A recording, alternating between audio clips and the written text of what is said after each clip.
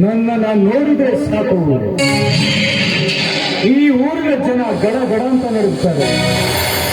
ಅಂಥದ್ರಲ್ಲಿ ನನ್ನ ಮುತ್ತಿನ ಮಗಳು ಬೇರೆ ಜೊತೆ ಒಪ್ಪೋದಕ್ಕೆ ಸಾಧ್ಯನ? ನಂಬಲೇಬೇಕು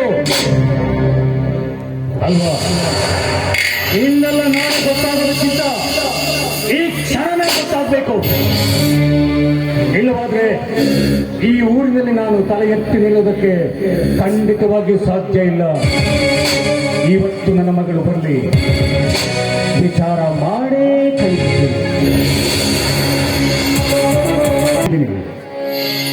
ನೀವೇನ್ ಹೇಳ್ತಾ ಇದ್ದೀರಾ? ನೀವ್ ಆಡೋ ಮಾತು ನನ್ಗೊಂದು ಅರ್ಥ ಈ ವಯಸ್ಸಿನಲ್ಲಿ ನಾನು ಹೇಳೋ ಮಾತು ನಿಮ್ಗೆ ಹೇಗಮ್ಮ ಅರ್ಥ ಆಗ್ತದೆ? ಹೇಗೆ ಅರ್ಥ ಆಗ್ಬೇಕು? ನೇರವಾಗಿ ವಿಷಯ ಕೊಡ್ತೀನಿ. ನಿನ್ನ ಹೃದಯವನ್ನು ಕದ್ದಿರುವ ಆ ಪ್ರಿಯಕರ ಯಾರು?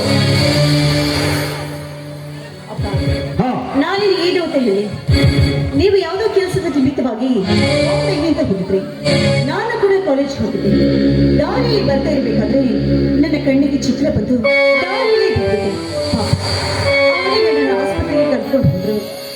ಮನೆಯಲ್ಲಿ ಬ್ಲಡ್ ಇಲ್ಲ ಅಂತ ಆ ಪುಣ್ಯಾತ್ಮನೆ ನನಗೆ ಬ್ಲಡ್ ಕೂಡ ಕೊಟ್ಟರು, ನನ್ನ ಪ್ರಾಣ ಉಳಿಸಿದ್ರು. ಅದೇ ರೀತಿ ನಮ್ಮಿಬ್ಬರ ಪರಿಚಯವಾಯಿತು, ಪರಿಚಯ ಪ್ರೇಮವಾಯಿತು. ಅವನ ರಕ್ತ ನಿನ್ನ ಮೈಯಲ್ಲಿ ಹರಿತಾ ಇದೆಯಾ? ಹರಿದೇ ಬಿಡು, ಇನ್ನು ಸ್ವಲ್ಪ ದಿವಸ ಆದ್ಮೇಲೆ ತೆಳ್ಳಗಾಗ್ತೀಯ. ನೇರವಾದ ವಿಷಯ ಕೊಡ್ತೀನಿ. ನಾನು ನಿನ್ನ SP ಸಾಹೇಬರಿಗೆ ಕೊಟ್ಟು ಮದುವೆ ಮಾಡಬೇಕು ಅಂತ ನಿರ್ಧಾರ ಮಾಡಿದ್ದೀನಿ. ನೋಡಿಯಪ್ಪ, ನೀವು ಮಾತಾಡಿದ ತಕ್ಷಣ ಯಾವುದು ಕೂಡ ನಡೆಯೋದಿಲ್ಲ. ನೀವು ಹೇಳುವ ಆ ಸಂಬಂಧ ನನಗೆ ಒಪ್ಪಿಗೆ ಇಲ್ಲ, ನನಗೆ ಬೇಕಾಗಿಯೂ ನಿನ್ನ ಒಪ್ಪಿಗೆಯ ಪತ್ರ ನನಗೆ ಬೇಕಾಗಿಲ್ಲ. ಈ ಜಲವಾದ ಚಕ್ರವರ್ತಿ ಒಂದು ನಿರ್ಧಾರ ಕೈಗೊಂಡ ಮೇಲೆ ಮುಗಿತು. ನೀನು ಅವು ನನ್ನೇ ಮದುವೆ ಆಗಬೇಕು. ನಾನು ಸ್ವಲ್ಪ ಒಳಗಡೆಗೆ ಹೋಗಿ ಬರ್ತೀನಿ. ಅಷ್ಟೊತ್ತೊಳಗೆ ನಿನ್ನ ನಿರ್ಧಾರನ ಬದಲಿಸಿದ್ರೆ ಚೆನ್ನಾಗಿ.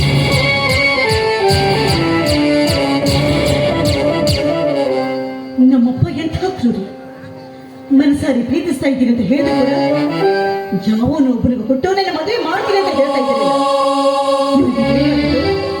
ಪ್ರೀತಿ, ಮಮತೆ, ವಿಶ್ವಾಸ ಅಲ್ಲ, ಹಣ ಹಣ ಹಣ ಏನು ದೇವರ ತಲೆಯಲ್ಲಿ ತುಂಬ ಹೋಗಿದೆ ಅಂತ ಕಾಣಿಸುತ್ತೆ.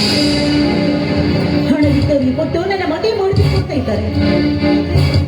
ಆದ್ರೆ ನಾನು ಏನ್ ಮಾಡಿದೆ? ಶಿವಮೊಗ್ಗ ಇಂಥ ಸಮಯದಲ್ಲಿ ನನಗೆ ಇಂಥ ಸಹಾಯವನ್ನು ಮಾಡಿದ್ರು. ನನ್ನ ಪ್ರಾಣವನ್ನು ಉಳಿಸಿದ ಪುಣ್ಯಾತ್ಮ ಅವರು.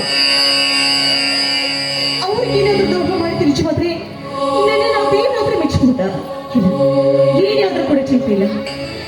ನನ್ನ ತಂದೆಗೆ ನಾನು ವಿರುದ್ಧವಾಗಿ ನಿಂತರೂ ಕೂಡ ಆಗಿಲ್ಲ. ನಾನು ಮಾತ್ರ ನನ್ನವರನ್ನ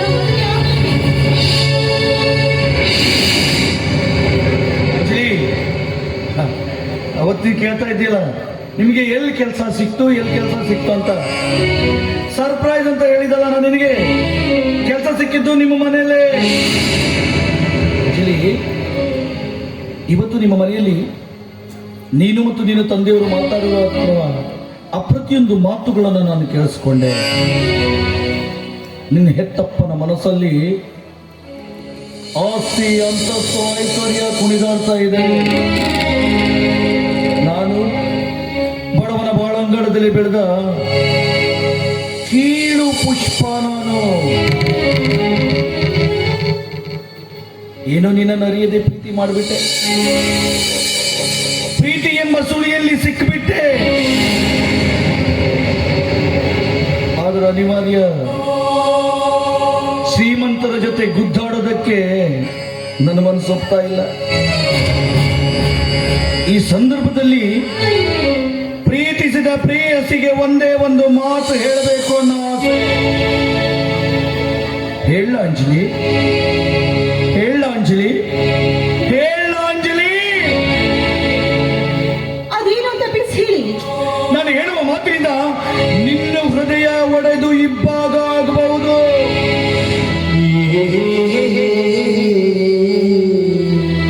ಆದ್ರೆ ಅದನ್ನ ತಡ್ಕೊಳ್ಳೋ ಶಕ್ತಿ ನಿನಗಿದೆಯಾ?